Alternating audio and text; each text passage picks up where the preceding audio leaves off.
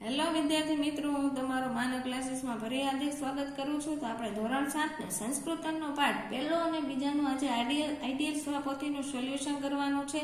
તો ફટાફટ આપણી ચેનલને લાઇક, સબસ્ક્રાઇબ અને શેર પણ તમારા ફ્રેન્ડને કરી દો, જેથી એ પણ આપણા વિડીયો વધુ જોઈ શકે. તો પહેલો પાઠ છે પહેલિકા. હવે એના વિકલ્પ આપણે જોશું. તો કે પક્ષીરાજ કહો અસ્તિ, તો કે ગરુડઃ. ત્રિનેત્રધારી કહો અસ્તિ, શંકરઃ. તો કે કહ સુર્ણ પાણી અસ્તિ, તો કે મહાદેવ.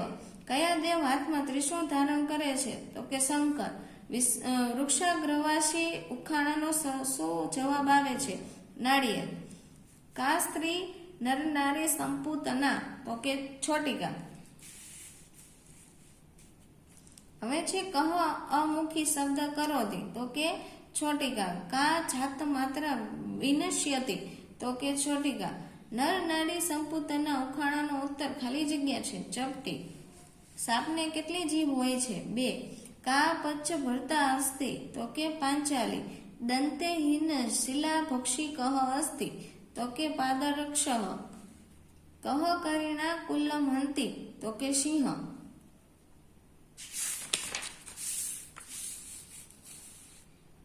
14મો વિકલ્પ છે કરીહ શબ્દનો શું અર્થ થાય? તો કે હાથી. હવે તમને નીચે એની ખાલી જગ્યા પણ આપેલી છે. ત્રિનેત્રધારી અસ્તિ ન ચ, તો કે શૂલ પાણી. ત્વગસ્ત્રધારી ન ચ ખાલી જગ્યા સિદ્ધ યોગી. જલમ ચ ખાલી જગ્યા ન ઘટ ન મેઘ બિભ્રમ. તો ખાલી જગ્યા કુરુતે શબ્દમ અમુખી. શાસ્ત્રી ખાલી જગ્યા અતિ શબ્દમ કુરતે અમુખી. ખાલી જગ્યા ન માર્જારી, તો કે કૃષ્ણમુખી. દ્વિજહા ન ચ ખાલી જગ્યા સર્પિણી. સહ નિર્જીવ અપી ખાલી જગ્યા વર્તતે, તો કે બહુભાષક. ખાલી જગ્યા અપી સહ પરપાદેન ગચ્છન્તિ, તો ગુણ સ્યુતિ સમૃદ્ધ. ખાલી જગ્યા જાયંતે કસ્માત, તો કસ્તુરી. કો હંતિ ખાલી જગ્યા કુલ્લમ, તો કે કર્ણા. હવે નીચેના ખરા ખોટા પણ આપેલા છે, તે તમે જોઈને આમાંથી કરી શકો છો.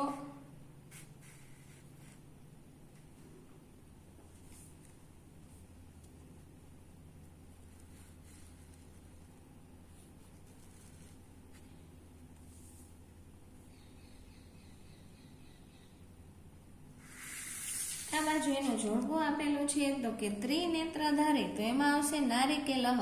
નર નારી સંપૂતના, તો કે છોટિકા. પંચભત્રી, તો એમાં આવશે પાંચાલી. શિલાભક્ષી, તો એમાં આવશે પાદરક્ષક. કાતરહ યુદ્ધે, તો કે પલાયનમ કરોતી. હવે છે ગુજરાતીમાં ઉત્તર આપો. તો કે પાણીયા એટલે શું? પાણીયા એટલે હાથ. પાણી કોણ ધારણ કરે છે? નાળિયેર પાણી ધારણ કરે છે. બિભ્રન એટલે શું? બિભ્રન એટલે ધારણ કરનાર. મુખ વિનાનું કોણ છે? તો કે ચપટી મુખ વિનાની છે. અમુખી કૃતે ઉખાણાનો ઉત્તર શું આવે છે? તો કે ઉખાણાનો ઉત્તર ચપટી છે. બિલાડી કેવી હોય છે? બિલાડી કાળા મુખવાળી છે. 2 જીભ વાળું કોણ છે? 2 જીભ વાળું કલમ છે. દોરીથી શું બંધાયેલું છે? બુધના જોડા દોરીથી બંધાયેલા છે. કસ્તુરી શેમાંથી મળે છે? કસ્તુરી હરણની નાભીમાંથી ઉત્પન્ન થાય છે. કાયર યુદ્ધમાં શું કરે છે? કાયર યુદ્ધમાં ભાગી જાય છે. હવે પ્રશ્નના ઉત્તર આપવાના છે, જે સંસ્કૃતમાં દેવાના છે. તો કે વૃક્ષાગ્રવાસી કહ અસ્તિ, તો કે નારિકેલ વૃક્ષાગ્રવાસી અસ્તિ. કા સ્ત્રી દેહ વર્જિતા અસ્તિ, છોટિકા સ્ત્રી દેહ વર્જિતા અસ્તિ. કા કૃષ્ણમુખી અસ્તિ, તો કે લેખની કૃષ્ણમુખી અસ્તિ. કહ પાદ પરપાદેન ગચ્છન્તિ, તો પાદરક્ષ પરપાદેન ગચ્છતિ.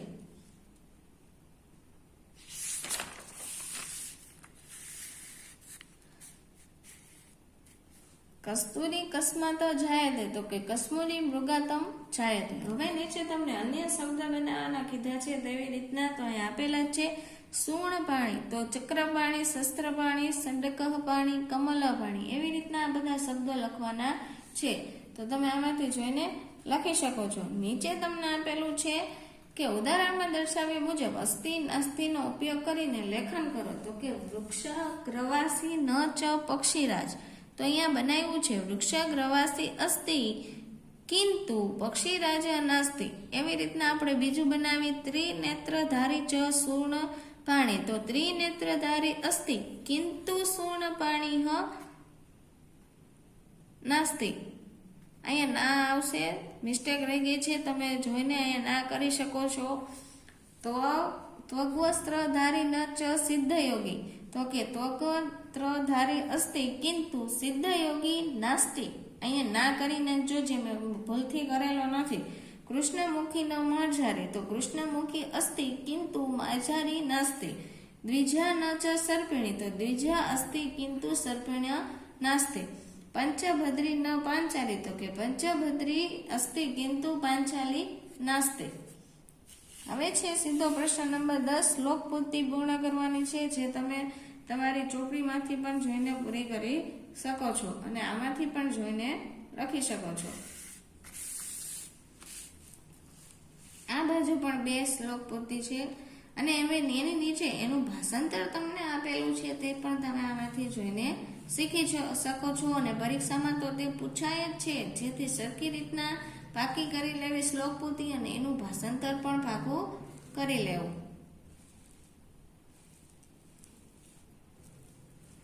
ચલો, પહેલો પાઠ અહીંયા વિરામ થાય છે. હવે આપણે બીજા પાઠનું સોલ્યુશન જોઈ.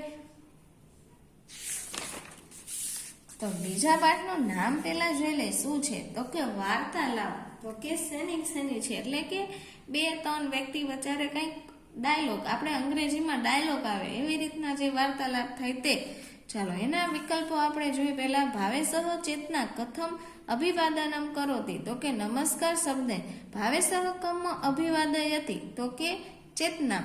પછી કા ભાવેશઃ સત કરોતિ, તો કે ભગિની. કા ચેતના, તો કે ભાવેશ્ય સ્વસા.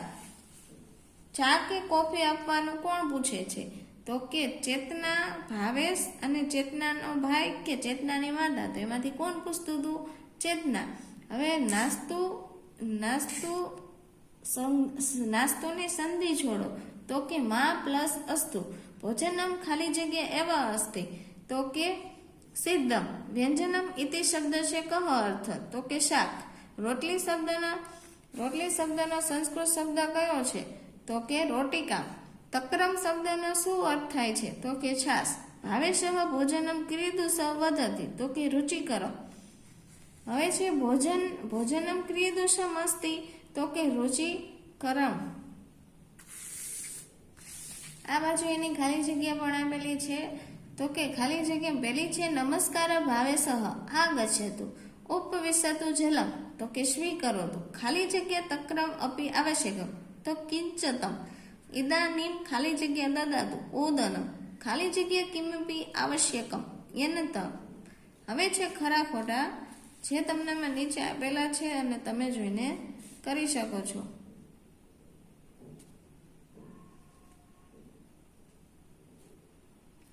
અહીંયા સાચું કરેલું છે, જે ધ્યાન રાખવું તમારે.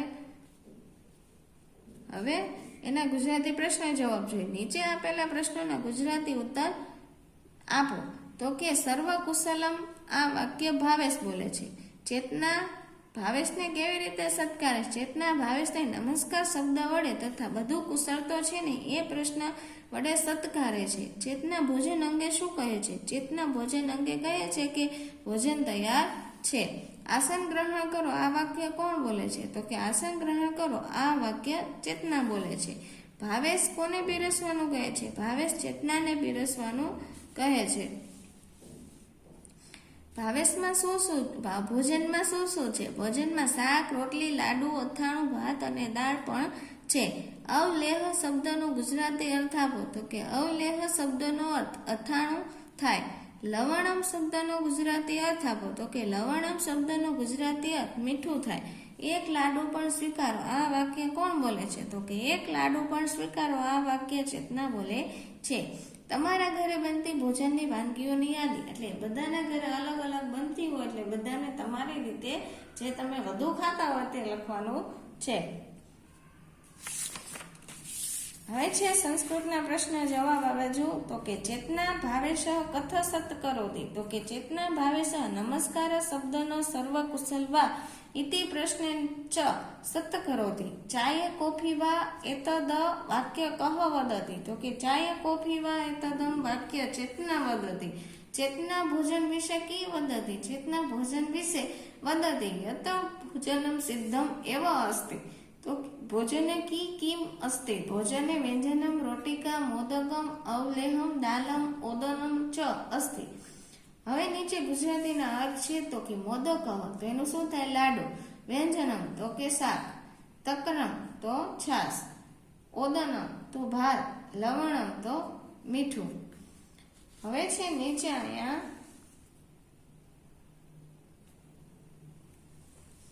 ઉદાહરણ મુજબ વાક્ય બનાવવાના છે. ચિત્રમ દાલમ વ્યંજનમ ચાયમ ઓદનનો ઉપયોગ કરીને વાક્યો બનાવવાના છે. હવે છે અહીંયા ચિત્ર તો લખવાનું અહીંયા ચિત્રમ સિદ્ધમ એવ અસ્તિ. દાલમ સિદ્ધમ એવ અસ્તિ. એવી રીતના અલગ અલગ વાક્ય બનાવવાના છે. નીચે પણ એવું જ છે, તમે જોઈને લખી શકો છો.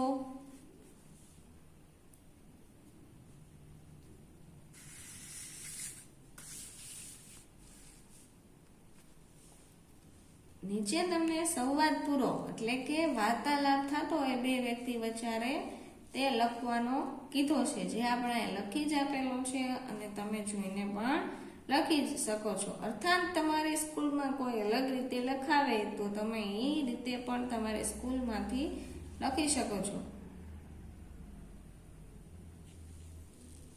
નીચે એની ખાલી જગ્યા છે જે કાઉન્સમાંથી જોઈને લખવાની હતી એ પણ આપેલી જ છે.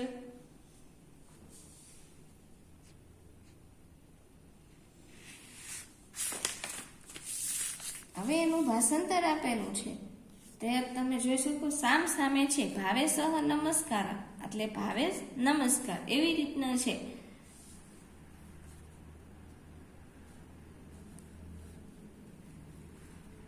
આ ભાષાંતર પરીક્ષામાં બહુ જ પૂછાય છે, જેથી સરખી રીતના વાંચવું અને કરવું સાવ સહેલું છે, તમને પણ આવડી જશે.